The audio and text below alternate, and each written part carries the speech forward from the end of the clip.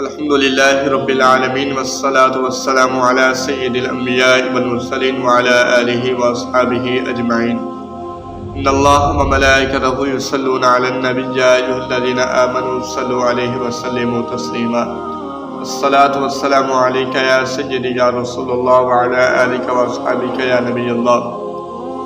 حضرت ابو ہریرہ رضی اللہ تبارک و تعالی عنہ سے روایت ہے، فرماتے ہیں کہ نبی پاک صلی اللہ تعالی علیہ وسلم نے فضائل جمعہ کا ذکر کرتے ہوئے فرمایا کہ اس میں ایک ایسی ساعت ہے کہ جب کوئی مسلمان اس ساعت میں نماز پڑھنے کھڑا ہوتا ہے اور اللہ تعالیٰ سے سوال کرتا ہے تو اللہ تعالیٰ اسے ضرور عطا فرماتا ہے۔ آپ نے ہاتھ سے اشارہ کرتے ہوئے اس ساعت کی قلت کو ظاہر فرمایا۔ سبحان اللہ، کتنی میٹھی اور پیاری بات ہے۔ سامعین محترم، اس ساعت میں اگر ہم کثرت سے اپنے نبی پاک صلی اللہ تعالیٰ علیہ وسلم حضور کی ذات مبارک پر درود پاک پڑھیں اور اللہ رب العالمین کے ذکر میں مشغول ہو کر اس سے دعا مانگیں تو کتنی فضیلت ہے اور کتنی بڑی ہماری خوش نصیبی ہے۔